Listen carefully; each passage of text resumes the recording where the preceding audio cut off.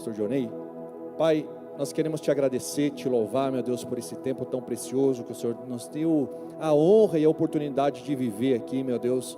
Que o Senhor possa usar a vida do pastor Dionei de forma extraordinária e poderosa, como o Senhor sempre fez, todas as vezes que o Senhor usou a vida dele nessa casa. Que ele seja um instrumento, Senhor, teu nessa hora, papai. Que essa noite seja uma noite de salvação, de cura, de libertação, de restauração, meu Deus. Que teu Espírito Santo tenha total liberdade para falar conosco, Senhor. Que não haja limites e limitações carnais, papai, ou espirituais. Que aquilo, Senhor, que foi determinado na eternidade para ser ligado nessa terra, nesse tempo, que assim seja, Senhor, em nome de Jesus. Levamos a nossa mente, o nosso coração cativo ao teu senhorio. É assim que nós oramos, para a glória e para a honra do teu santo nome, abençoando a vida do pastor Dionei aqui como instrumento da sua obra, em nome de Jesus. Amém? Aplauda ao Senhor então, igreja. Deus abençoe, tá, irmão? Tá bom, vou. Paz, igreja. Vou reforçar aqui o acampamento dos homens. Sabe que lá na igreja a gente teve um movimento muito grande dos legendários, amém? Foi bênção. No começo eu fiquei meio desconfiado, acho que como todos, né, fica aquela coisa, e a pastora sempre sabe, ela falou assim, antes de você falar, vai lá e faz. E aí a gente começou um grande movimento, mas também a gente nasceu um desejo de fazer um movimento com os nossos homens e com um investimento mais baixo, algo diferente, né? Não é, se você foi ou vai, você vai ter uma experiência com Deus lá também, eu creio, com a programação, com tudo que é feito. E nasceu algo para a gente fazer com os nossos homens. Eu posso dizer que no ano passado, no ano de 2024, nós vivemos um avivamento com os homens lá na nossa igreja. Os homens saíram de fato de um papel omisso e assumiram um papel na igreja, diante da igreja. Eu lembro de uma conversa que nós tivemos com eles e o papo foi esse: nossa, a gente nos colocamos no papel de provedor da nossa casa, mas quando a igreja precisa de recursos, quando a igreja precisa de alguém para servir, os homens sempre somem, sobra para as mulheres. Isso é uma vergonha para nós homens, amém? Nós estamos em dívida com a sociedade, porque sempre que um homem falta para um filho, a gente vê um caos total na sociedade. Então eu creio que nós homens estamos em falta, amém? Falta de oração. E por isso que nasceu esse acampamento, para que a gente tivesse um tempo com os nossos filhos ali da casa. Naquela ocasião que nós fizemos ano passado, pastores estavam lá, né? Foram lá ministrar, pastor Jardel. Foi um beta ainda do que a gente queria fazer. Um beta para você que é 40 mais, é um teste, tá bem? E a gente avançou isso para esse ano, saiu até o nome, a gente chamou de acampamento e tal. A gente quer poder tirar um tempo junto. Esposas, o seu marido é viciado no telefone? Não precisa me contar agora, mas talvez ele gaste um tempo em tela. Só o fato de ele ficar 40 horas sem telefone já é uma bênção, hein? Você ficar olhando coisa no Instagram, é quase aquele detox digital. E aí ele vai acampar, vai fazer aquelas coisas que ele sabe fazer. Aqui não tem, né, homem de prédio, né? Aquela coisa de apartamento, né? Aqui é tudo, conheço a almarada aí, tudo barbudo, bruto. Então vocês vão tirar de letra. Então, vocês são nossos convidados e nesse ano vai ser especial. O pastor Jardel, o pastor Andrei, o pastor Bandeira vão estar ministrando junto, e na verdade a gente está fazendo isso juntos. São apenas 40 vagas, não tem como a gente receber mais. Então eu queria muito convidá-lo para você estar lá. Tudo bem? Primeiro, talvez você fale assim, não preciso do reencontro. Tá tudo bem, vai lá para fortalecer aqueles que precisam. Talvez você tenha algo aí para derramar na vida de alguém lá. Mas como irmão, eu peço, vão lá nos apoiar. Eu tenho certeza que você vai voltar impactado com o que Deus vai fazer na sua vida e na vida de outros irmãos, amém? Nós temos testemunhos na igreja de homens que restauraram a sua casa, a sua família, voltaram para a igreja depois do acampamento. Então nós cremos e temos orado ao Senhor para isso. Então faça sua inscrição, vai ser bem especial para nós, amém? Então tá bom. Quero rapidamente cumprimentar os pastores, né? Uma honra estar aqui, os presbíteros, os amigos também da casa. Glória a Deus, bom vê-los aqui. também apresentar, né, quem está comigo, a pastora Suzy, não sei se vocês conhecem, veio a esposa, veio também o Jackson, a Agatha, o Davi, também irmãos, filhos lá da casa. E é muito especial estar aqui. Eu quero poder transmitir aquilo que o Senhor colocou no meu coração da melhor maneira possível para vocês, amém? Então eu quero ler o texto aqui, que é o texto de Lucas, capítulo 24. Se você trouxe Bíblia, se você quiser abrir. Eu vi que vocês estão utilizando a RA aqui, se rolar, eu coloquei na NAA aqui, esqueci até de passar o versículo e de avisar, né? Então, me perdoa.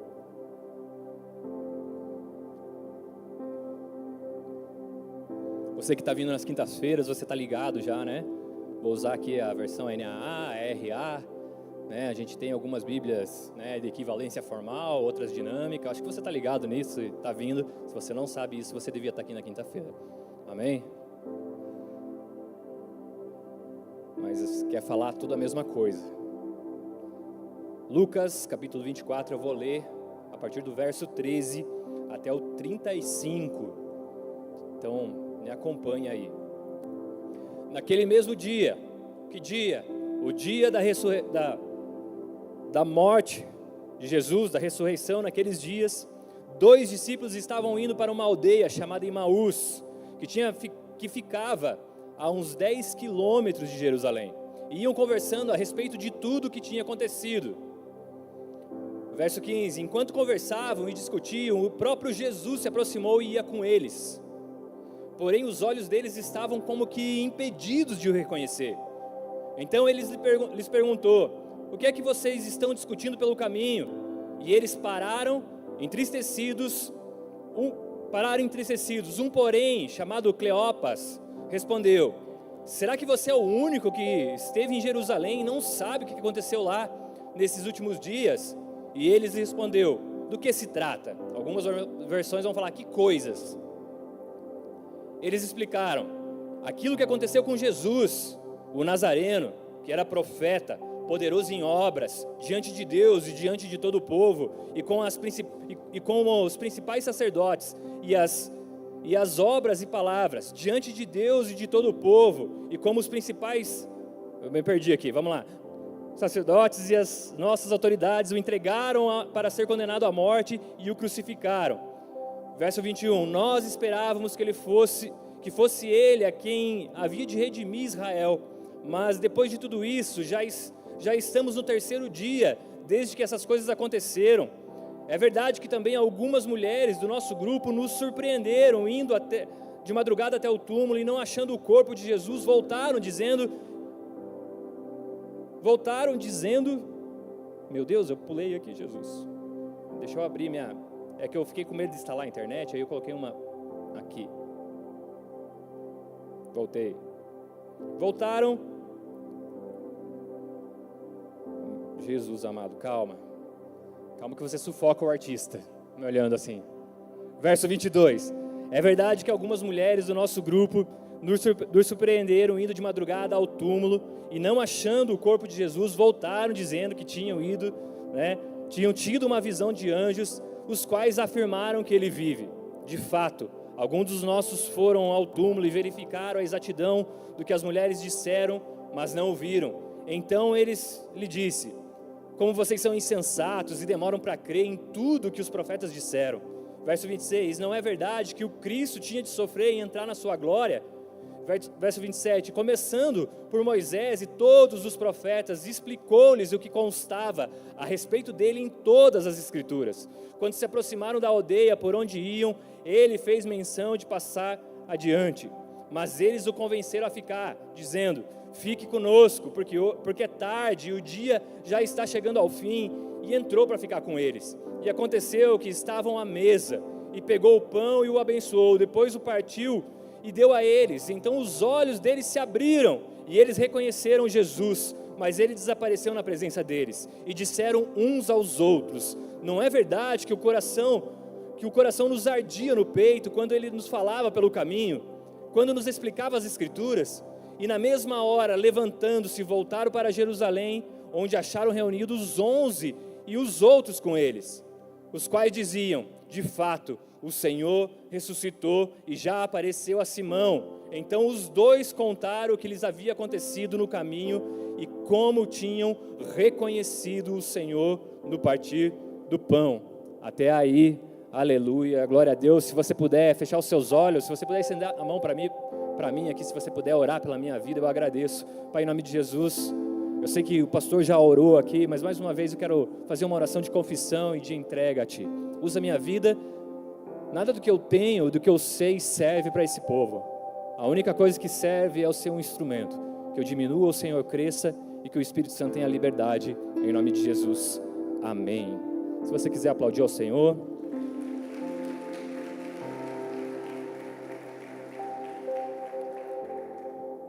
Olha, o título dessa palavra hoje deu o que falar, hein?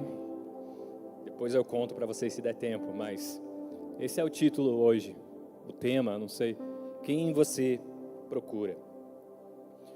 E a nossa vida é uma intensa busca.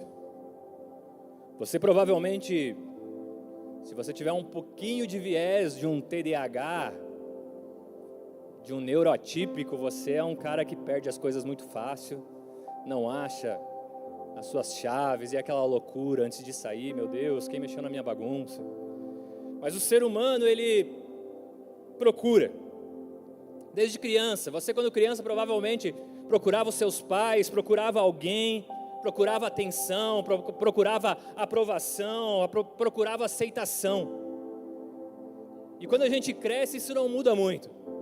Quando nós viramos adultos, a gente passa a procurar uma carreira, a gente começa a procurar sucesso, nós procuramos um amor, o amor da nossa vida, nós queremos direção, nós queremos cura, nós queremos dinheiro, nós queremos uma saída, nós queremos muitas vezes uma resposta, e nós vamos procurando, até que nós venhamos a querer um propósito, um sentido para a vida. E em nome de Jesus, que nessa noite isso seja uma resposta para você. Se você está aqui nessa noite, como quem procura uma resposta, como quem procura o Senhor, em nome de Jesus, que você o encontre nessa noite, amém? Mas existe algo curioso, amados.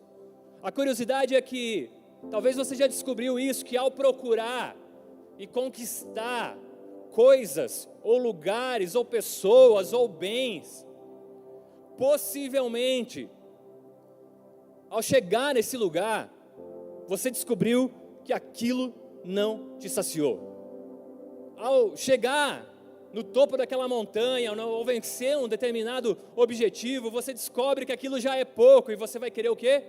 Mais. Nós somos assim. A sensação de vazio, ela é quase infinita. Eu diria que ela é eterna.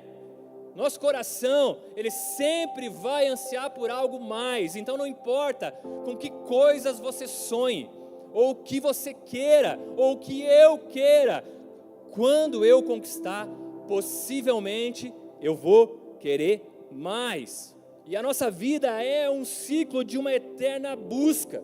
Nós vamos buscar. Talvez você não tenha uma história linda, nascido numa igreja como alguns aqui. Talvez você, assim como eu, andou errante no mundo, fez coisas erradas, precisou se arrepender, precisou se encontrar com Cristo. E nessa rota, nesses caminhos que você tomou, nos lugares que você esteve, talvez nesses lugares você estava procurando por algo, mas isso não te satisfez. Talvez você procurou em lugares, em pessoas, e isso não te satisfazia, porque nós somos assim. Procuramos essas coisas, nós queremos. E esse vazio, ele vai continuar, ainda que você conquiste o próximo 1 milhão, amém? Talvez seja o próximo homem, a próxima mulher, talvez você ache que é isso que você precisa romper com aquilo que você tem agora, porque aquilo que você tem não basta. Talvez você fique pensando que é a próxima igreja que vai te satisfazer, é o próximo pastor. Mas posso te dizer uma coisa? O que você acha? Não vai. Não é. A próxima fortuna, não são os próximos bens, não é a próxima igreja, não é o próximo pastor. Nós estamos buscando algo que é eterno, amém? A Bíblia vai dizer que o Senhor colocou em nós um desejo, um anseio por aquilo que é eterno. Amém, amados? E não São Bento do Sul, mas Rio Negrinho, o povo de Rio Negrinho passa por crises. Aqui não, né? Eu conheço alguns de vocês, mas lá em Rio Negrinho as pessoas passam por crises. Crises emocionais, crises financeiras, crises de identidade. Rio Negrinho passou por diversas crises, muitos de vocês estavam conosco lá, limpando casas quando tivemos enchente, que foi onde começou o trabalho em Rio Negrinho. E ao longo da história, o mundo passou por crises, muitas crises, muitas. E toda crise, amado, vai aparecer alguém oferecendo salvação. Você concorda comigo? Né? O Trump estava aí. Não, vou fazer um acordo aqui, eu vou ser o cara que vou apaziguar as coisas. Nossa, que cara legal. Sempre no meio de alguma crise vai aparecer alguém com algum interesse, sempre tentando apaziguar. E na época de Jesus, amado, não era diferente, amém? Roma estava ali, na época de Jesus, nesse texto aqui, estava dominando o povo judeu. Tudo bem? Todo mundo está vindo na quinta-feira, então essa aqui está fichinha para você, né? Estava dominando o povo judeu, e esse povo, como dominava, eles não estavam apenas governando, mas estava dominando. Existe uma diferença enorme entre governo e domínio, amém? E dominando ali esse povo, eles obrigavam a fazer muitas coisas, e você conhece a história da segunda milha, quem conhece? Da milha extra, né? Lindo e poético para nós, né? Mas para um judeu nessa época era uma ofensa, porque Roma, por exemplo, aplicava uma lei sobre o povo judeu, que qualquer oficial de Roma tinha o direito de pegar qualquer judeu e falar assim: você vai carregar minhas malas, as minhas coisas, estou de mudança para lá, então você vai carregar, então vem aqui, carrega tudo, eu vou sem nada, pega os seus animais, o que você tiver e você vai carregar. Era isso que fazia. Aí o povo foi perguntar para Jesus: ô Jesus, até quantas milhas? Até 2 milhas, né? Onde nasce a história da segunda milha. Andar mais 1 milha. Jesus nos leva a fazer isso. Você está comigo? E por essa opressão que Roma fazia sobre o povo judeu, havia uma esperança. Uma esperança do quê? De libertação. O povo judeu, o povo hebreu é marcado de cativeiro. Cativeiros históricos, Egito, Babilônia, cativeiros emocionais, cativeiros de identidade, muitos cativeiros esse povo passou. Cativeiros aonde eles não poderiam em liberdade fazer aquilo que eles queriam. Não poderiam adorar o seu Deus, não poderiam fazer as suas coisas, eles viveriam debaixo de uma lei ou de uma orientação. E como nos tempos passados aqui, esse povo esperava então que algum dia viria alguém que os libertaria de Roma. Eu posso contar essa história para você? Eu nem perguntei. É porque a palavra é bem rápida. Eu pensei, pô, vou ter que levar uma historinha para o povo aqui. E como os pastores falaram que eu tenho 2 horas e meia, eu pensei, eu não sei o que falar em 2 horas e meia. Pode ser? O irmão lá atrás, 2 horas e meia, assim, meu Deus. Irmão, vou pagar a sua inscrição para você ir no acampamento. Amém? Então esse povo estava ali, pressionado, eles pensavam, cara, a gente tem que sair. E nessa época de Jesus, um pouco antes, haviam muitos movimentos, amados, que tentavam tirar Roma, que eram contra os romanos. Muitos movimentos. Um dos movimentos era os zelotes, que era um povo lá que meio que se rebelava contra Roma. Eles falavam assim, não, vamos fazer um negócio aqui, vamos derrubar esses caras, vamos atacar. Eles tentaram de diversas maneiras criar revoluções, mas todos aqueles que se levantavam contra alguém que os oprimia, qual que era a lei que cabia a eles? Matar quem se opunha. Nada parecido com o que nós vivemos nesse dia. Nada. Não, vamos prender, vamos calar. Não. Tira a internet, corta. Era para você ter dado risada, era uma brincadeira. Tipo assim, não? Então tá bom, você está muito sério. Vou continuar aqui. Então Roma fazia isso. Qualquer um que se opunha às suas ideias era severamente preso, morto. Amém, amados? Era isso que eles faziam. Então grande parte do povo falava assim, eu não vou, mas a gente vai esperar alguém que venha, porque nos tempos passados sempre alguém se levantou. Então havia neles uma promessa e uma expectativa de que o Messias viria. Amém? O Messias viria, havia uma expectativa, mas como poucos que ousaram se levantar foram presos, mortos, eles pensaram, melhor do que estar preso, é melhor eu ficar quietinho. E aí o povo vai aceitando. Também mera semelhança, né? Algumas aqui são meras coincidências, amém? E agora eu quero ler um outro texto, tá? Salmo 119, do verso 1 até o último, amém? Não, estou brincando, é Mateus capítulo 27. A Bíblia vai dizer assim, ora, verso 5, 27, 5, ora, por ocasião da festa, o governador costumava soltar ao povo um preso, conforme eles quisessem. Naquela ocasião, eles tinham um preso muito conhecido, chamado, tipo assim, eu falo chamado, você fala Barrabás, assim, é essa dinâmica, fechou? Chamado, obrigado. Estando, pois, o povo reunido, Pilatos lhes perguntou, quem vocês querem que eu solte? Barrabás ou Jesus, chamado Cristo? Porque sabia que era por inveja que eles tinham entregado a Jesus. E estando Pilatos sentado no tribunal, a mulher dele mandou-lhe dizer, não se envolva com esse justo, porque hoje tive um sonho, sofri muito por causa dele, mas os principais sacerdotes e os anciões persuadiram o povo a que se pedisse Barrabás e condenasse Jesus à morte. De novo, o governador perguntou, qual de vocês querem que eu solte? Eles responderam, Pilatos lhes perguntou, o que farei então com este Jesus chamado o Cristo?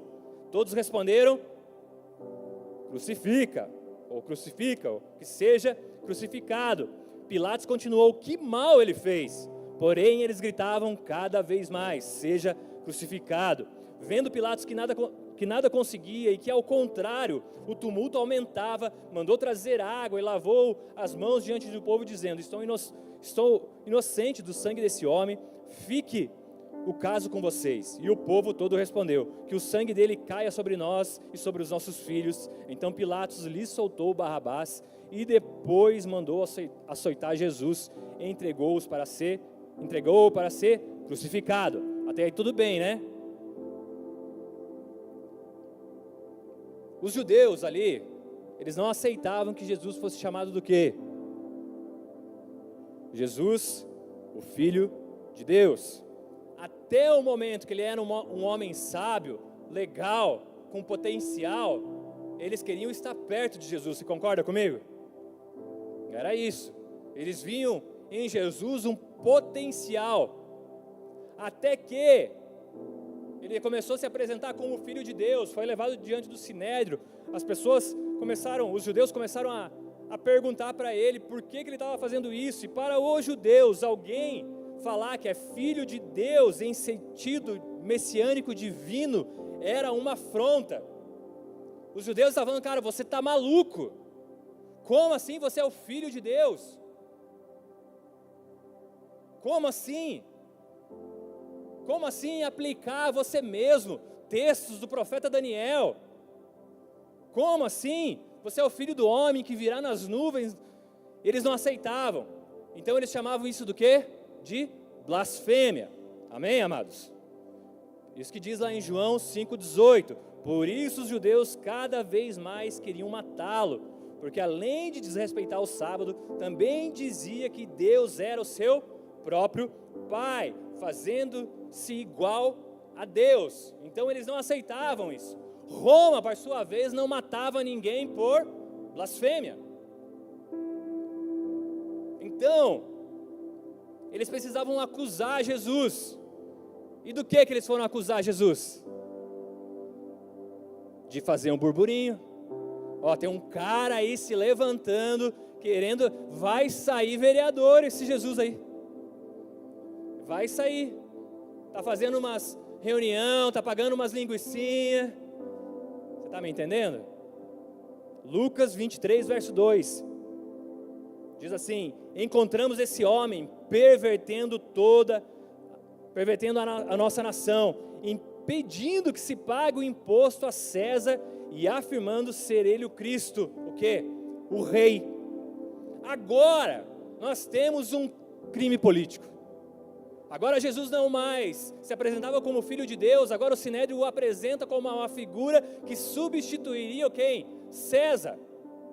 Estava então afetando Roma. Amém, amados? Então, como Roma não podia haver nenhum insurgente político, ninguém que se levantasse e falasse assim, cara, vamos matar esse cara, vamos prender. E agora, pela pressão ali, daquele povo ali, Jesus é preso. E como a Bíblia diz, havia então uma tradição de se soltar alguém naquele dia. Amém? Posso ouvir um amém bem alto? Só para garantir que você está ouvindo, está aí. Pilatos então, ele faz a pergunta chave ali, ele fala assim, ei, quem que vocês querem? Jesus ou Barrabás?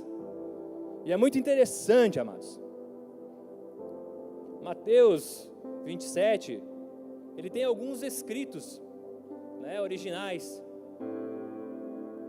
A Bíblia foi composta por mais ou menos 42 autores, o Novo Testamento tem mais ou menos 5.800 cópias, pergaminhos, que foram copistas à mão ali, que compartilharam, e mais ou menos 700 desse tem uma versão que fala assim, qual quereis que vos solte? Jesus Barrabás ou Jesus chamado Cristo? Havia um teólogo do primeiro século, Orígenes, vou trazer aqui uma referência para você, tá? Mais ou menos do século 3, ele, por exemplo, foi um dos pioneiros a organizar a teologia sistemática, tentar organizar. Os historiadores apontam para ele e falam que ele era um homem brilhante, disciplinado, extremamente produtivo. Depois ele dá uma perdida, mas fez algo poderoso. E ele fala, havia mais ou menos 700 escritos que apontavam para Jesus Barrabás e Jesus chamado Cristo. E é interessante, amados, porque se ele mesmo deixa registrado e fala que muitos copistas não é o cara que faz copo, mas é o cara que fazia cópia, eles acharam que seria uma ofensa copiar Barrabás com o nome de Jesus. Então vamos deixar Barrabás e deixamos Jesus, o Cristo, normal para esse texto. Se é um fato ou não é, isso pouco importa aqui para a palavra, é só para conhecimento geral, assim, só para a gente ter Mas um fato aqui que nós temos é que o nome Yeshua, no século I, era um nome muito comum, provinha do nome Josué. Então era um nome comum entre os judeus, amém? Era muito comum. Tanto que, vocês conhecem Flávio Joséfo? Vocês não estão vindo na quinta-feira, pô. Então, vocês não querem falar, vocês estão só sendo humildes, Não vou. Flávio Joséfo, amados, era um grande historiador, dos judeus. Ele menciona vários homens chamados Jesus, Yeshua. Por exemplo, Jesus, o filho de Ananias, Jesus, filho de Gamaliel, e Jesus ben Daneus. Então, vários com o mesmo nome. Até é engraçado, porque nós vamos ver alguns alertas, Por exemplo, ali em Mateus 24, também verso 23. Ei, se alguém falar para vocês, aqui está o Cristo, fica meio ligado. virão muitos cristos, falsos cristos. Sabe, amados, naquele tempo haviam muitos líderes políticos, revolucionários, né, que eles prometiam essa libertação de Roma. E Barrabás provavelmente era um deles, sabia? Pelo menos é o que nós vamos ver em Marcos capítulo 15, verso 7. Você está aí? Diz um amém bem alto. Daqui a pouco a gente entra na palavra. Eu só estou dando uma introdução, porque eu falei que a palavra é curta, e eu pensei, vou bolar uma introdução, né, meio maneira, sei lá, umas curiosidades.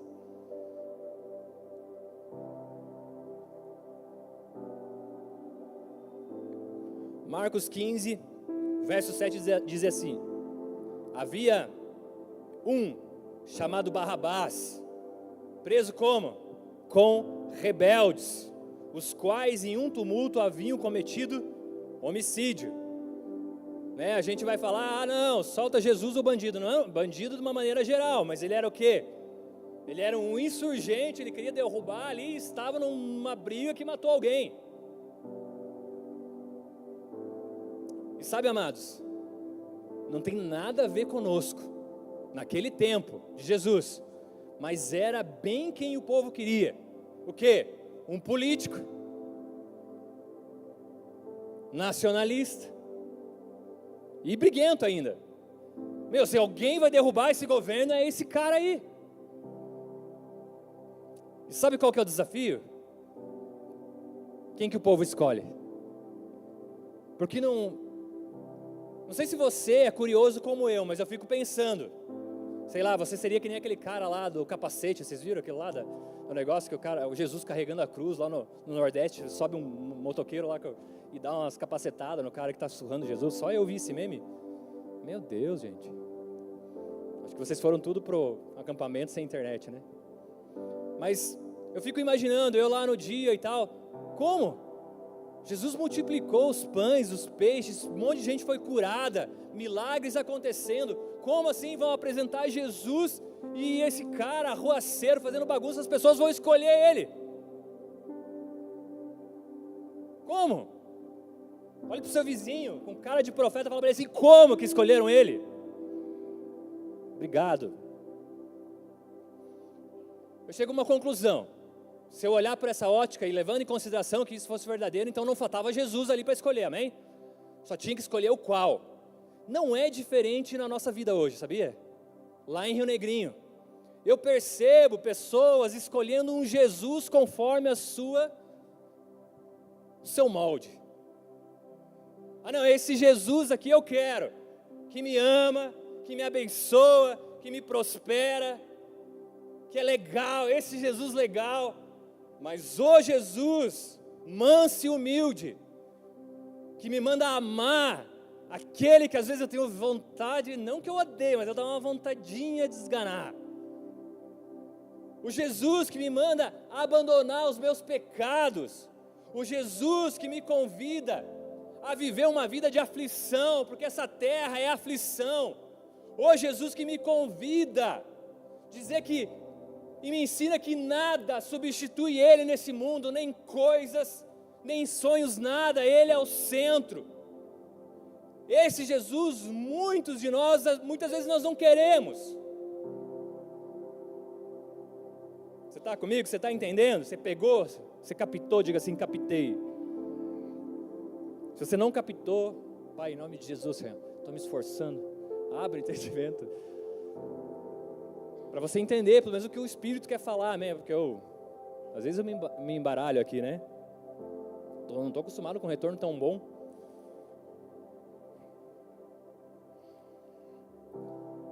Amados, quantas pessoas você conhece que estão atrás de um Jesus aí, que é moldado pelas suas vontades, pelas suas necessidades, estão afim de um Jesus que sim pode dar, mas não pelo Jesus que transforma, que te faz sair do pensamento do cara que adultera. Amém, amados? Porque a régua subiu, amém? Com Jesus. A Bíblia diz que se a gente só pensar, a gente já adulterou. Então, esse Jesus que nos convida a sair desse lugar, muitas vezes nós não queremos. E o texto que eu quero falar com você de fato hoje,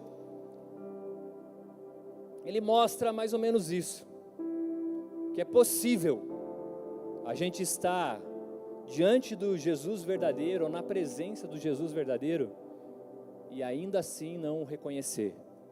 Amém? Eu quero voltar para o texto de abertura aqui, Lucas 24. Eu vou expor rapidinho algumas coisas aqui, a gente encerra, canta uma música, vai para casa. Quem sabe dá tempo da gente orar, amém? Chorar, se arrepender, se voltar para Deus, levar a sério o Senhor, o seu evangelho ainda mais, amém? Porque a Bíblia diz que nós estamos em busca da estatura do varão perfeito, amém? Se a gente tivesse perfeito já, acho que alguma coisa tinha acontecido nos céus, então a gente está em procura, então sempre há alguma coisa para se arrepender, alguma coisa para refazer, amém? Sempre tem um lugar na casa do oleiro para mim e para você. A Bíblia vai dizer que naquele mesmo dia, vou ler o 15 só, enquanto conversavam e discutiam, o próprio Jesus se aproximou e ia com eles, porém, os olhos deles estavam como impedidos de o reconhecer. Amados, o que nos impede, ou impede os nossos olhos de reconhecer Cristo?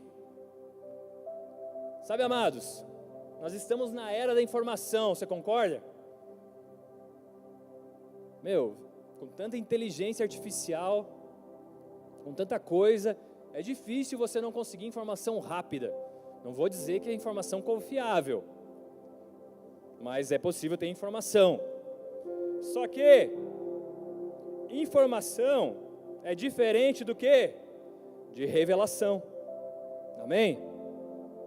Eles estavam indo, o texto diz, naquele mesmo dia, eles estavam indo para uma aldeia, né, de Jerusalém para Emaús.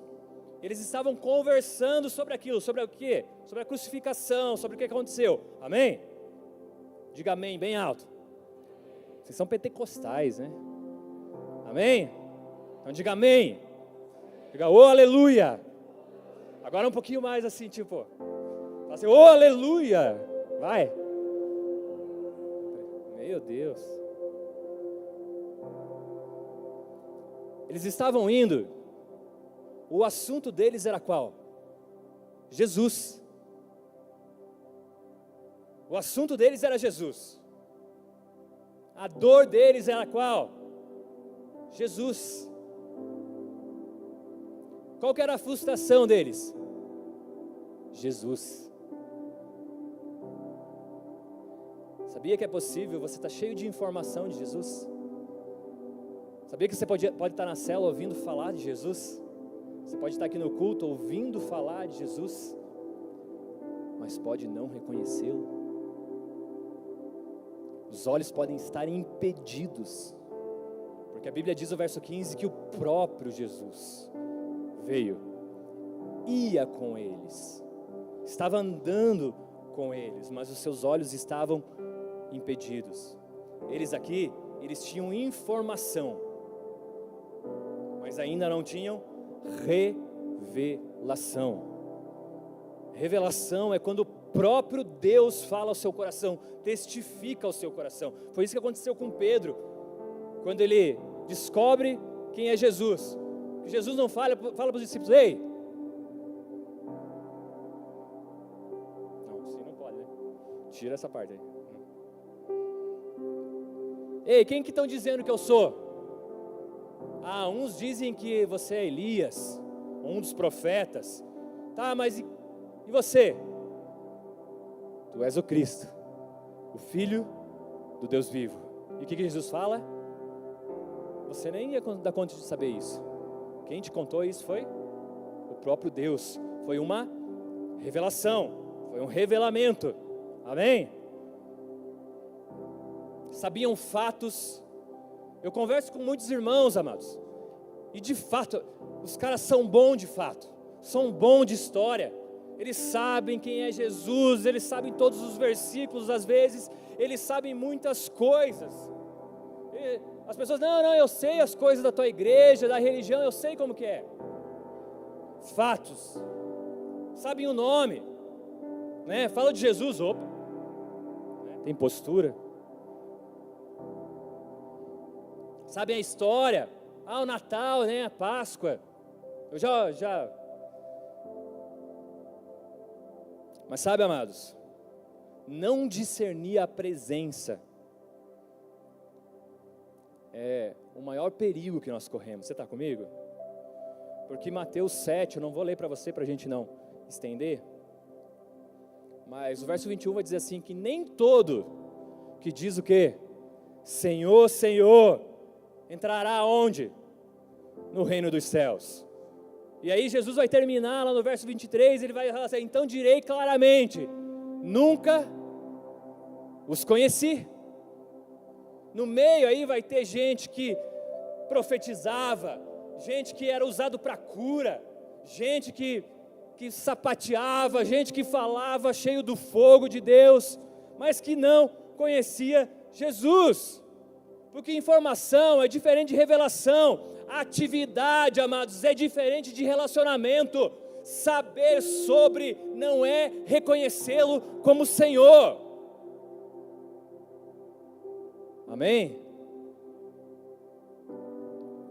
Deixa eu te fazer uma pergunta. Quantas vezes caminhamos pela vida, ou vencidos pela vida, como se a morte ela tivesse tido a última palavra? Quantas vezes nós estamos voltando desanimados do nosso dia, do nosso trabalho, dos nossos problemas, como se Jesus tivesse morrido naquela cruz, e não mais com esperança. Como esses discípulos aqui.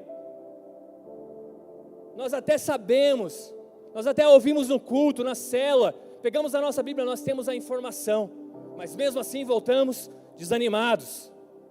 Porque talvez, amados, é possível estar na presença, diante do Cristo verdadeiro, e ainda assim não reconhecer. Segunda coisa, verso 17 ao 21, a Bíblia vai dizer, então ele lhes perguntou, o que é que vocês estão discutindo aí pelo caminho? E eles pararam o quê? Entristecidos. Um, porém, chamado Cleopas, respondeu, será que você é o único que estando em Jerusalém não sabe o que aconteceu por lá nesses últimos dias? E ele fala assim, o que aconteceu? Que coisas foram essas? E a Bíblia vai dizer que eles começam a explicar. E dá uma olhadinha como que eles explicam. Aquilo que aconteceu com Jesus, o Nazareno, por que precisava dar a referência? Aquilo que aconteceu com Jesus, o Nazareno, que era profeta, poderoso em obras e palavras, diante de Deus e de todo o povo, como os principais sacerdotes. Mas ele foi entregue e foi morto.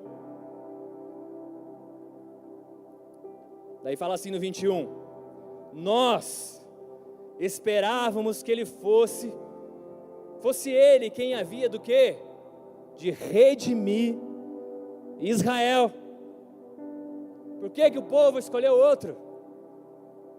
Suposições. Mas o fato aqui é que eles esperavam que Jesus redimisse Israel. Mas ele vai falar assim, mas depois de tudo, da cruz, do sofrimento, já passou 3 dias. Jesus pergunta que coisas são essas? E quando ele pergunta isso, amados, vem, o coração fala, né? Fala o quê? Do foco. Qual que era o foco deles? Aonde estava o foco desses homens? A resposta é, o foco deles está na realidade terrena. Nós esperávamos que ele viesse e suprisse a nossa necessidade. Nós esperávamos que ele viesse e que ele resolvesse o meu problema, a minha dor. Eu quero que Jesus venha e desfaça os meus problemas. Eu quero que ele entre na minha casa, na minha família, no meu quarto e resolva os meus problemas. Eu quero que ele vá na minha empresa e resolva os meus problemas.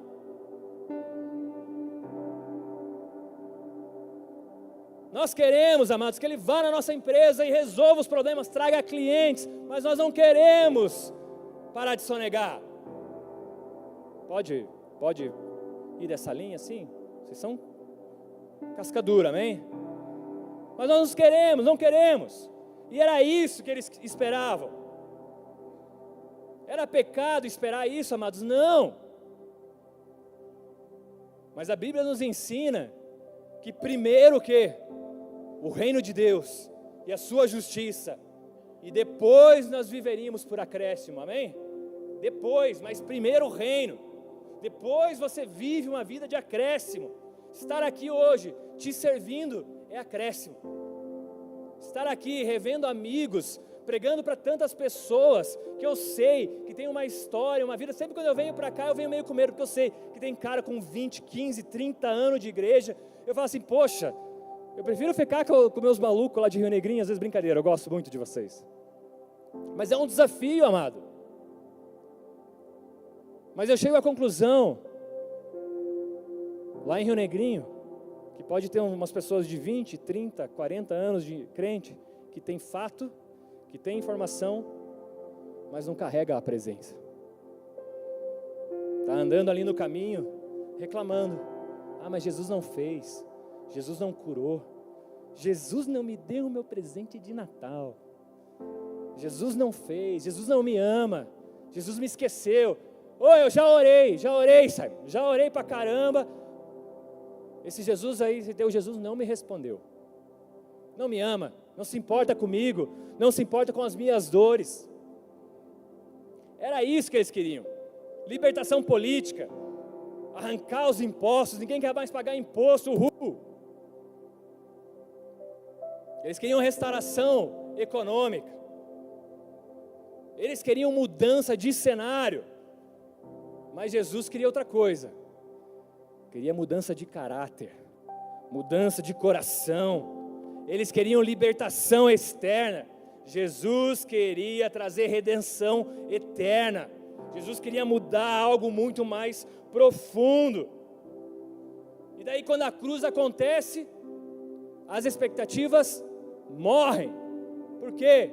Porque elas estavam no lugar errado, amados. Todas as vezes que a nossa expectativa estiver nas coisas erradas, nós vamos desanimar, nós vamos querer desistir.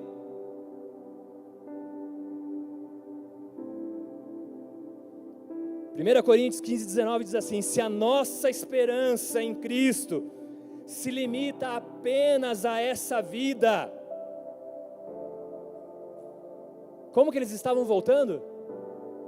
Entristecidos, né? Somos as pessoas mais o quê? Infelizes do mundo. Eles buscavam Jesus talvez, mas talvez o Jesus errado. Sabe, amado, quando você espera, quando eu espero que Jesus apenas mude uma circunstância, uma causa, uma determinada dor, quando a gente fica esperando isso, qualquer coisa vai ser um fracasso, porque as nossas expectativas estão que Deus tem que fazer um milagre para mim. Mas a grande verdade, amados, que o maior milagre já foi feito, que é o acesso a Ele, através da cruz. Pedro fez isso, lembra? Morreu, vou pescar. Voltou a pescar. Quantos hoje, amados, estão cogitando abandonar, voltar para o velho caminho, voltar para o velho barco, voltar para as velhas coisas, porque deu algo errado, porque não foi do jeito que você esperava, porque Deus não respondeu uma oração, porque se frustraram, e agora estão voltando ao velho caminho. Isso eles passaram. Para onde eles estão indo? Para Emaús, aonde eles deveriam estar, em Jerusalém, orando, clamando. Ele prometeu, então Ele virá. Aí continua, a partir do verso 25, então Ele lhes disse: como vocês são insensatos, e demoram para crer em tudo que os profetas disseram. Não é verdade que o Cristo tinha de sofrer e entrar na sua glória? O Cristo. E começaram por Moisés e todos os profetas, explicou-lhes o que constava a respeito dele aonde? Vai, fala bem alto para mim. Aonde? Em todas as... O que está rolando aí na quinta-feira, amados? O que tem na quinta-feira aí? Estudo bíblico. Estudo das Escrituras. Está dando alguma coisa errada na sua vida? Você está reclamando de algo que não aconteceu? Acho que você está precisando de um colírio, talvez. Talvez você está reclamando que Jesus está longe. Talvez Ele esteja caminhando ao seu lado. Sabe o que está faltando? Está faltando palavra. Está faltando Bíblia. Está faltando se apaixonar pela palavra, pelas Escrituras. Sabe o que eles estavam fazendo? Eles estavam interpretando a vida pela ótica da circunstância. Logo deu errado, logo não é Jesus. Ele não nos ama, Ele não está nem aí para nós. Mas Jesus pega esse povo e Ele fala assim, não, vocês estão olhando pela dor. Eu vou trazer vocês aqui e vocês vão olhar pela palavra. Mais ou menos o que Ele fala para João, né? Na ilha de Patmos. Ei, sobe aqui, vem ver daqui, dá uma olhadinha daqui de cima, você vai ver o que vai acontecer, eu vou te dar uma revelação, vem ver daqui de cima, vem, sobe, vem ver daqui, e Ele traz então esses discípulos e fala assim, vamos olhar pela ótica das Escrituras. E o que acontece, amados, quando Jesus nos leva a olhar pela ótica da Escritura? Todo mundo fica feliz, alegre, bate palma. O que acontece? A primeira coisa é confronto. Repita comigo, é confronto. Amados, Jesus não começa consolando. Jesus não começa, tadinho deles, eu morri, né? Ai, não. Ele fala assim, tá difícil de vocês entenderem, né? Tá difícil, meu. Vocês tinham informação, tinha testemunho, eu apareci para as mulheres lá, não botaram fé no que as mulheres falaram.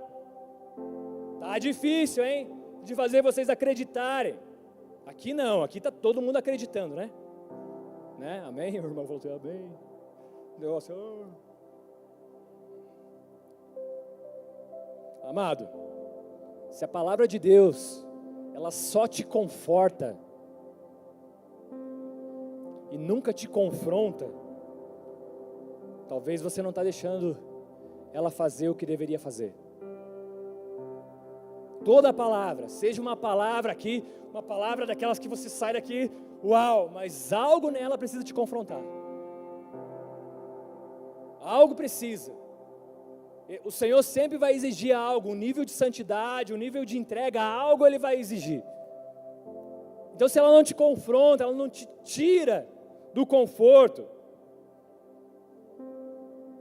ela não mostra para você algumas coisas que precisam ser colocadas no lugar, ela não coloca as suas expectativas. Não, eu vou lá para aquela igreja só para arrumar uma esposa, aí eu chego lá, vejo, passo para o meu nome e já era. Não, eu vou para aquela igreja só para orar por uma empresa, porque Deus vai me dar uma empresa. Daí o que acontece? Abre a empresa e depois nunca mais aparece na igreja. Aqui não, né? Só em Rio Negrinho. Porque lá a escala 7:1, sabe? Então tem que ir. Aqui não. Aqui não. Eu quero uma família. Depois nunca mais aparece. Não, né? Vocês estão me entendendo? A primeira coisa que a palavra faz é confrontar. A segunda coisa, a palavra faz comigo e com você é esclarecer as ideias. Diga glória a Deus, aleluia. Ele fala assim, ei, Cristo tinha que sofrer, cara. Tinha que ter cruz. Tinha que ter sofrimento. Por que vocês estão voltando? Não fala isso aqui é um inventário de Johnny. Mas tinha que ter sofrimento, tinha que ter aflição, era necessário. O sofrimento que vocês estão vendo como derrota, tinha que ter. Mas vocês estão vendo tudo com as suas emoções. Para de interpretar a vida pela sua dor, amado. Senão Deus vai parecer ausente, amém? Não, Deus não me ama, Deus não me ouve. Mas quando você olha pela ótica da palavra, até o que é ruim, até o que é doloroso, tem propósito. Quando você passa por alguma coisa, quando alguém te passa a perna, quando alguém mente para você, quando você é deixado para trás, quando alguém te trai, quando você olha pela ótica do mundo, isso foi o quê? Um fracasso. Mas pela ótica da Escritura, pela ótica de Deus, isso é o quê? Para a honra e glória do Senhor, porque Ele está no comando. Você está comigo? Romanos 8:28, sabemos que todas as coisas, o quê? Cooperam para o bem daqueles que amam a Deus.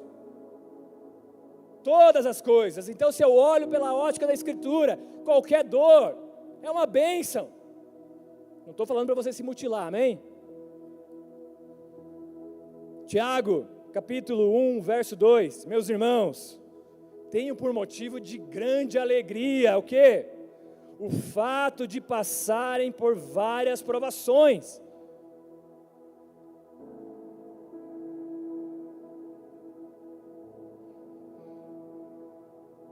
É isso que a palavra faz. Ela nos dá um novo modo de olhar. E em nome de Jesus, que muitos aqui nessa noite possam olhar a sua vida, a sua dor, as suas tribulações, aquilo que talvez você mais reclama. Se você é uma pessoa que reclama muito, que você possa olhar o motivo das suas reclamações pela ótica da palavra. E você vai ver que vai mudar de uma maneira transformadora a sua vida. Você vai viver cada minuto para Ele, por Ele. Amém? Sabe mais uma coisa que as Escrituras fazem? Elas nos mostram qual que é o foco da Escritura. Sabe qual que é o foco, amado? Não sou eu. O foco não é você. Sabe para onde que ele fala que tudo aponta? Moisés, os profetas, toda a Escritura. Para quem? Para Cristo. Ele é o centro. É para Ele que nós devemos olhar. É Ele que nos interessa. Não são as coisas desse mundo, não é a política desse mundo, não. A nossa pátria é o céu. Glória a Deus. Para acabar, último aqui, verso 29, diz assim: mas eles o convenceram a ficar, dizendo: fique conosco, porque é tarde, e o dia já está chegando ao fim. E entrou para ficar com eles. E aconteceu que estavam à mesa, ele pegou o pão e o abençoou, depois o partiu e deu a eles. Então os olhos deles, o quê? Se abriram, e eles reconheceram Jesus, de glória a Deus. Mas ele desapareceu da presença deles, e disseram um ao outro: não é verdade que enquanto ele nos explicava as Escrituras, ardia algo no nosso peito? Depois da palavra explicada, depois do confronto, depois da correção, sabe o que aconteceu? Aquilo gera fome. Não, a gente foi andando na presença e a gente começou a perceber que os problemas do dia a dia, as dores, as dificuldades, pela ótica da palavra, é bênção. Se tiver tudo bem, glória a Deus. Se não tiver, amém. Paulo ensina isso. E eles foram percebendo ao andar que algo começou a aquecer os seus corações, até que ele fala assim: cara, fica conosco, a gente está com uma fome aqui, está despertando uma sede. Sabe, amado, talvez você seja um ótimo teólogo, ou você vai se tornar um ótimo teólogo, mas a revelação não vem por conhecimento. O conhecimento é essencial, amém? Mas a revelação vem quando se parte o pão e se tem comunhão, e comunhão é relacionamento. Só quem tem relacionamento com Jesus. Que tipo de relacionamento? oração, com os irmãos, servindo, abençoando, fazendo tantas coisas, é tendo relacionamento. Então a palavra preparou, e aí o relacionamento vem e confirma aquilo. Você está comigo? Posso te contar mais uma coisa? Sabe o que revelação faz comigo e com você? Quando nós temos uma revelação de fato de quem Jesus é. Quem tem uma revelação de quem Jesus é? Tipo, agora você fica naquela assim, será? Né? Mas pode ir, vai, levanta essa hora, fala assim, eu tenho, em nome de Jesus, não quero nenhum Barrabás, nenhum... Quase que eu falei umas coisas aqui. Nenhum político, ninguém, não quero partido, não, eu quero Jesus, o Cristo. Eu quero o pão da vida, eu quero esse. Sabe o que a revelação do Cristo verdadeiro faz comigo e com você? Produz movimento.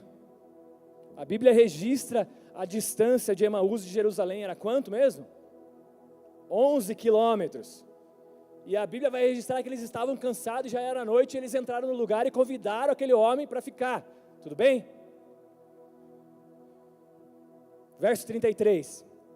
E na mesma hora, levantaram-se e foram para onde? Revelação traz movimento. Revelação de quem Jesus é nos vivifica. Revelação de quem Jesus é não tem aquela, estou cansado, estou com dor, não dá, não. A revelação de quem Jesus é me causa movimento. Eu tenho vontade de voltar para o centro, para aquele lugar onde Deus está, para aquele lugar onde Deus quer fazer, amados. Já era noite, estavam cansados, mas eles voltaram. Onde acharam reunidos os 11 e outros com eles, os quais diziam: antes, Jesus o Nazareno, profeta, como os sacerdotes, lembra? E eles falam o quê? De fato, o Senhor ressuscitou e já apareceu a Simão. Então os dois contaram o que lhes tinha acontecido no caminho e como tinham reconhecido o Senhor no partir do pão. Se você quiser, aplauda ao Senhor por isso.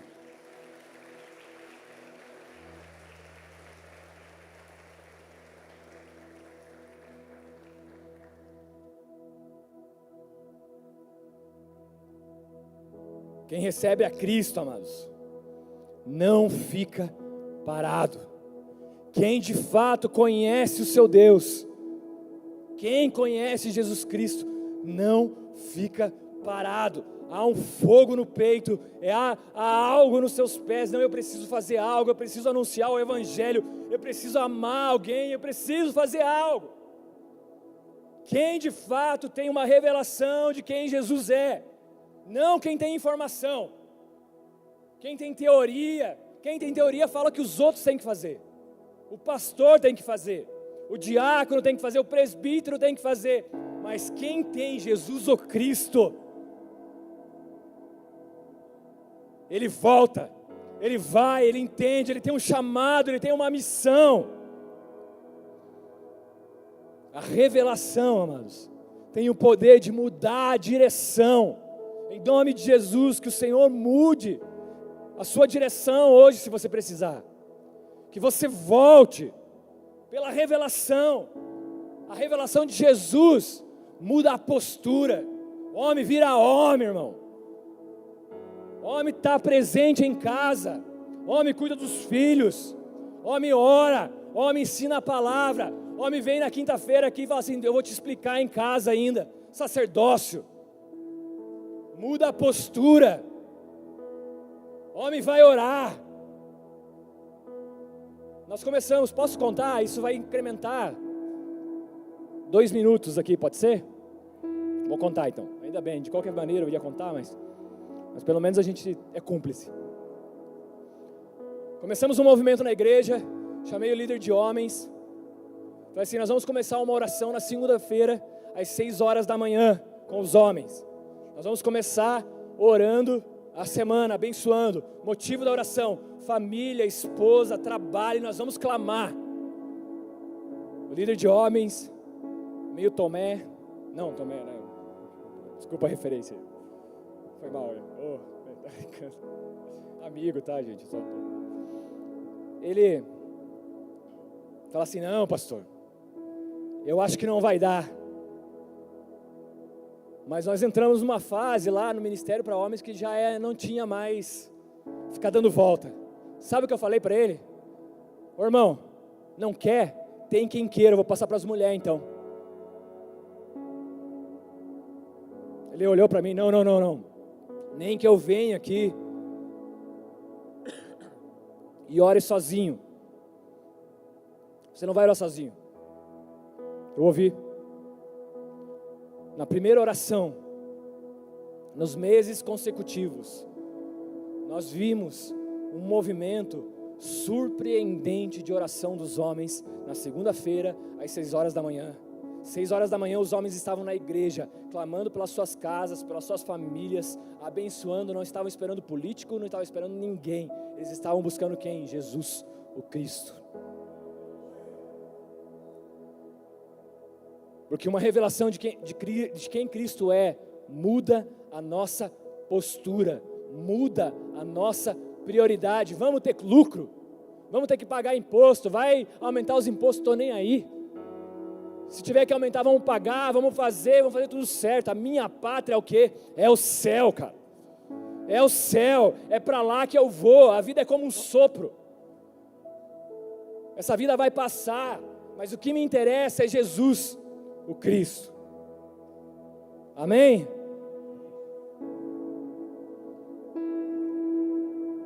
Quero concluir aqui. Sabe, amado, eles estavam procurando um Jesus, um tipo de Jesus, talvez um tipo de Jesus que ia saciar as suas necessidades, as suas dores, mas eles encontraram o Jesus verdadeiro, quando a palavra, o relacionamento, a comunhão, o partir do pão, eles corrigiram a expectativa desses homens, os olhos se abriram, o céu se abriu, gerou movimento. Talvez você está se perguntando para Deus, meu Deus, como está parada essa minha vida? Talvez você precisa reconhecer Jesus aí nesse caminho, irmão.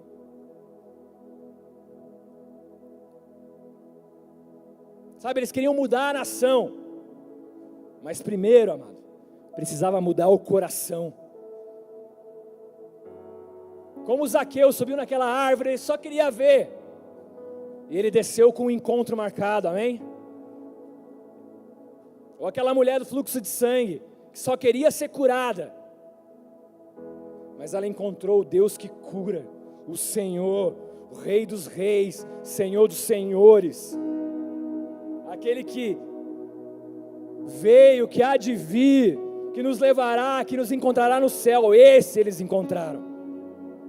Eles só queriam resolver um problema, eles só queriam algo, eles só queriam preencher talvez o coração, mas eles encontraram uma pessoa. E eu quero orar com você. Talvez você esteja no seu Emaús. Talvez o seu Emaús seja de 1 ano, 2 anos, 20 anos, 30 anos, 100 anos. Talvez você está caminhando, conversando sobre Jesus, até levantando as suas mãos, cantando músicas que falam de Jesus, papo de Jesus, está falando, ó, Jesus é legal, né? Pô, que cara legal. Mas talvez esse Jesus ainda não é o Cristo, o Senhor, para você. Talvez nessa noite você tenha um encontro com Ele.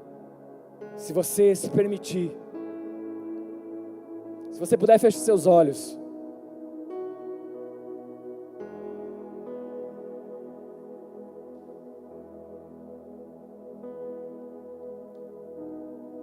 Talvez você chegou aqui nessa noite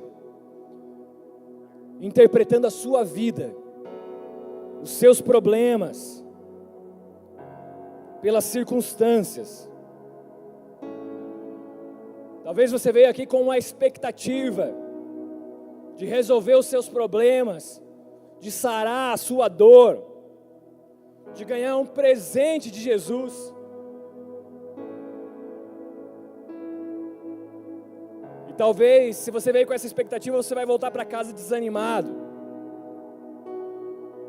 Talvez você está aqui hoje e você está frustrado. Você está pensando em voltar para os velhos caminhos. Não agora, porque você está bem emocionalmente. Mas talvez na primeira briga com a sua esposa, você está pensando em separar. A primeira coisa, você se lembra do barco lá, que foi deixado na areia. No primeiro problema no ministério, você, vou sair desse lugar aí. Eu não vou mais lá na quinta-feira. É muito difícil para mim. Minha esposa não sei o quê. E a primeira reação é se frustrar, é querer voltar, é abandonar. Não, eu não quero mais, não vou mais para a célula, não quero mais ouvir esse cara aí também. Quando ele vinha aqui em Salmento, não vou mais ouvir. Talvez você esteja frustrado com Deus hoje, porque Ele não fez o que você esperava ou o que você pedia. Mas talvez, amado, hoje pode ser o dia que daí dentro do seu coração comece a arder algo, comece a queimar algo. Talvez hoje pode ser o dia que você pode decidir que a palavra vai começar a te dar a perspectiva correta. Hoje pode ser o dia que você vai passar a olhar a sua vida pela palavra de Deus e pela vontade dEle. Deixa eu te dizer mais uma coisa. Quando a palavra ela é recebida, eu não sei se você sabe, mas todas as palavras que são pregadas nesse púlpito, nas células, você precisa receber isso. Receber é aplicar na sua vida, é colocar em prática isso na sua vida. Receber essa palavra, e ao receber, você vai permitir que ela mexa dentro de você. Algumas coisas vão mudar. Você vai começar a olhar a vida de uma outra maneira, vai parar de reclamar, vai parar de falar mal do irmão, vai parar de ficar apontando o dedo. Não, peraí. Você vai começar a se consertar com Deus. E aí vai começar a nascer uma sede.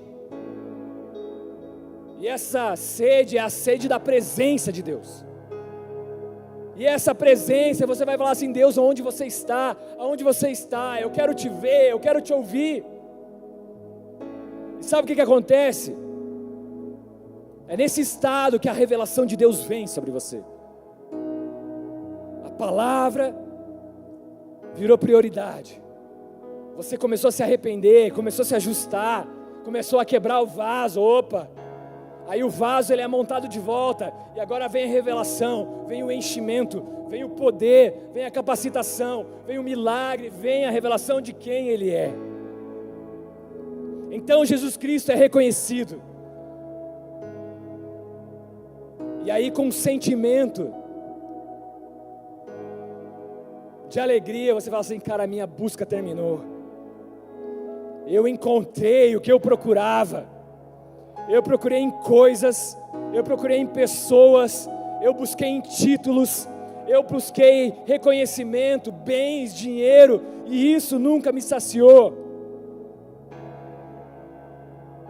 Porque na verdade, eu procurava por algo, mas o que eu precisava aqui dentro era dele, era alguém.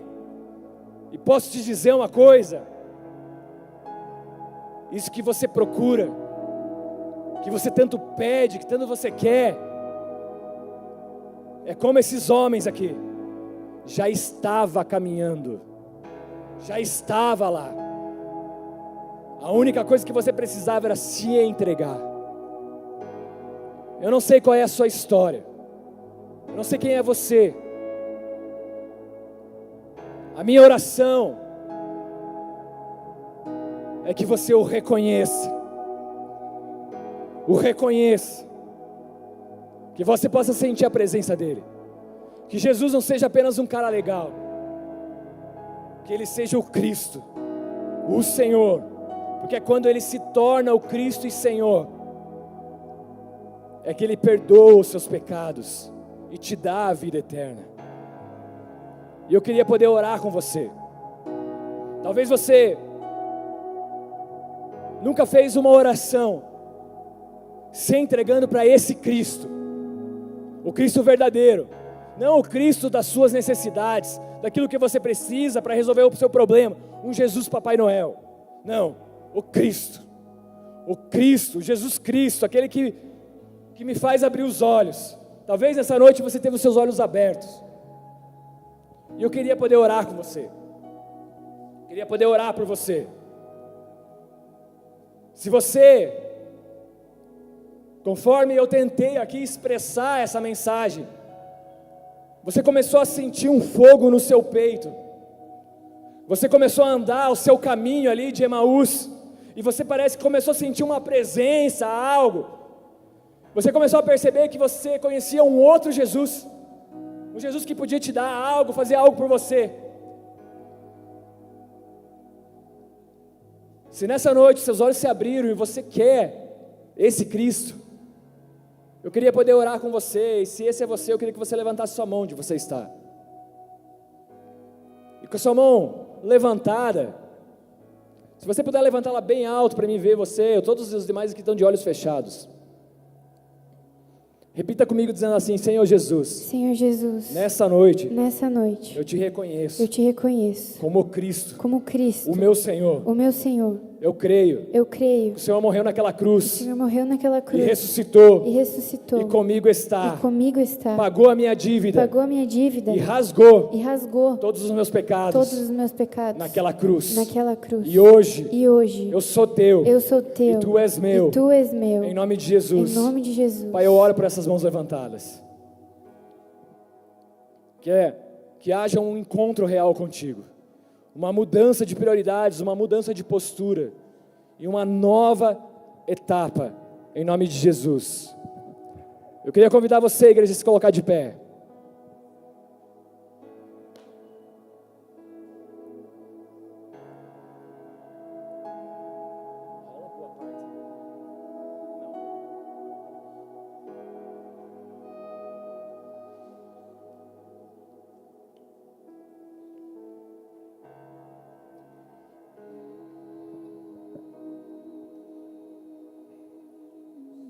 Nós fizemos um exercício lá em Rio Negrinho.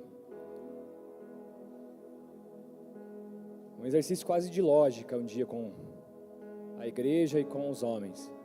Se de fato Jesus é Jesus, o Senhor, se de fato Ele reina em glória, se de fato Ele nos levará para a eternidade, essa vida é passageira, nós não precisamos de estímulos externos para o adorar. E nós desafiamos a igreja. Eu falei: igreja, quando vocês tiverem essa convicção de quem Cristo é, levante sua mão onde você estiver, não espere a banda começar a cantar. Quando você espera a banda para tocar, quando você espera alguém para orar, eu acho que as suas expectativas estão em outro lugar. Mas se o Cristo começou a arder no seu peito, a minha convicção é que nós deveríamos estar com as nossas mãos levantadas, entregando uma oração, porque um dia estaremos eternamente na face dEle, adorando de verdade. Então, se nós queremos viver de uma maneira coerente com o céu, assim como nós aprendemos a orar com Ele, assim na terra como é no céu, nós deveríamos estar, o quê? Deixando a palavra mexer dentro de nós. Será que no meio do nosso caminho nós não começamos a querer outras coisas? E hoje Ele está aqui no seu caminho, cruzando o seu caminho para falar contigo, filho. Agora sou teu e tu és meu, és o tesouro que encontrei. Eu vou ficar pra todo sempre no prazer do teu olhar. Quero Jesus. gostaria de ouvir um som dessa igreja, um som daqueles que viram o Cristo. Se você não sabe a letra, meu irmão, levanta a sua voz em oração, levanta um som de adoração.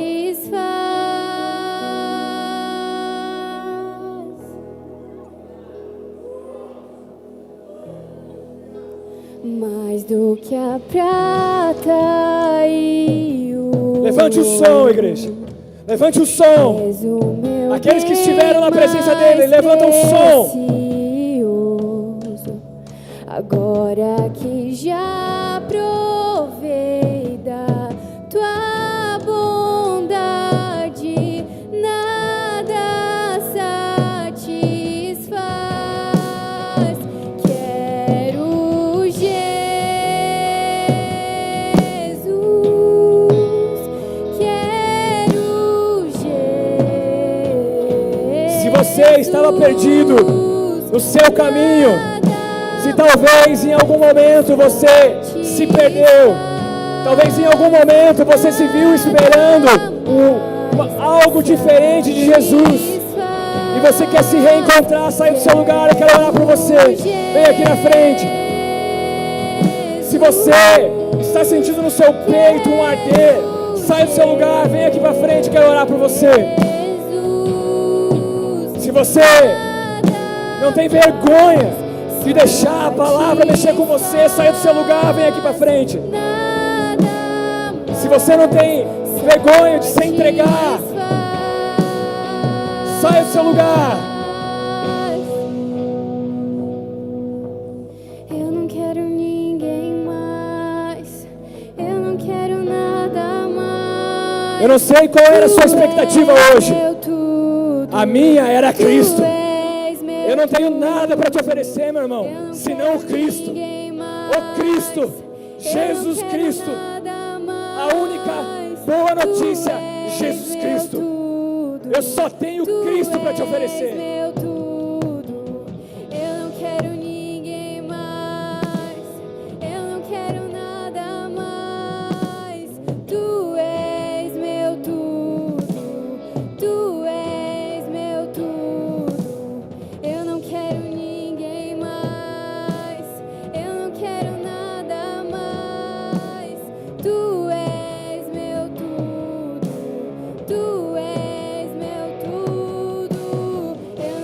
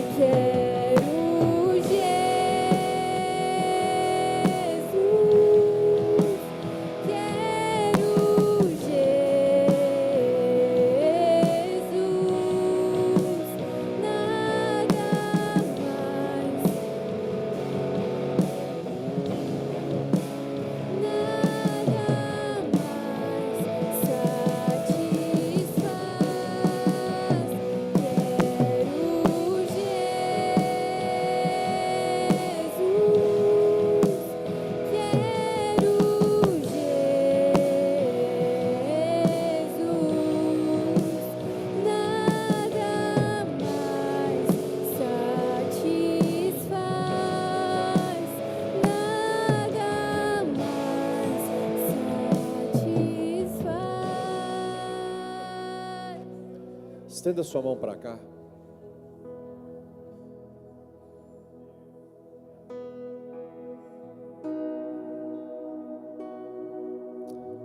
Senhor Jesus, contempla a sua igreja, Senhor, com as mãos levantadas nessa noite.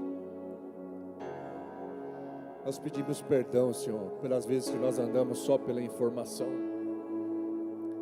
e nós esquecemos de buscar a revelação de quem o Senhor verdadeiramente é, Senhor de tudo que existe. Por isso toma o nosso coração, a nossa vida mais uma vez, Senhor. Que o Senhor nos direcione, que o Senhor nos guie, que o Senhor nos transforme de dentro para fora. Em nome de Jesus eu profetizo, Senhor, os nossos olhos espirituais sendo abertos nesse dia. Que os nossos olhos contemplem a Tua bondade, mas também contemplem, Senhor, a Sua glória, o Seu poderio, Senhor, nesse tempo. Que nós não viemos esquecer que o Senhor cuida de nós, que o Senhor nos vê e que o Senhor se importa com cada um de nós, Senhor. Mas que nós viemos andar com o nosso coração alinhado, Senhor, não só por aquilo que nós já sabemos, mas por aquilo que já foi revelado dos céus, Senhor, naquele Calvário. Que nós possamos, Pai, buscar esperança em Ti, que nós possamos buscar fortalecer a nossa fé em Ti, que nós possamos buscar, Senhor, em Ti as respostas que nós precisamos nesse tempo. É assim que nós oramos, para a glória e para a honra do Teu santo nome. Eu Te agradeço, Pai, por a palavra que foi ministrada nessa noite aqui. Que essa palavra encontre em nossos corações terra boa, Senhor. Que essa semente multiplique de uma forma sobrenatural e que nós possamos ser multiplicadores dessas verdades que foram ministradas nessa noite aqui. Em nome de Jesus. Se você crê, aplauda e exalte ao Senhor. Aleluia. Glória a Deus. Glória a Deus. Glória a Deus. Dê a mão para o seu irmão que está aí do lado. Dê a mão para ele, feche o corredor. Aleluia. Repita comigo. Se Deus é por nós, quem será contra nós? O Senhor é meu pastor e nada me faltará. Oremos juntos. Pai nosso que estais nos céus, santificado seja o teu nome. Venha a nós o teu reino. Seja feita a tua vontade, assim na terra como nos céus. O pão nosso de cada dia nos dai hoje. Perdoa as nossas dívidas, assim como nós perdoamos os nossos devedores. E não nos deixe cair em tentação, mas livra-nos do mal. Pois teu é o reino, o poder e a glória para sempre. Amém e amém. Aleluia. Estenda sua mão para cá. Que o amor de Deus Pai, a graça de Cristo Jesus, a comunhão e a consolação do Espírito do Senhor esteja com você onde você colocar a planta dos seus pés. Como servo e sacerdote do Deus vivo, eu abençoo a sua vida, abençoo a sua casa, abençoo os seus filhos, abençoo o seu trabalho, o seu negócio, a sua semana, e declaro sobre você a virtude do céu e olhos abertos para reconhecer o Senhor Jesus. Amém? Deus abençoe a todos vocês. Não saia daqui correndo, tá bom, irmão? Abraça o irmão, abençoa a vida dele. Você que está nos visitando, deixa o seu nome lá para a gente poder estar orando pela sua vida. Deus abençoe a todos. Se Deus quiser, nos vemos no próximo culto aqui.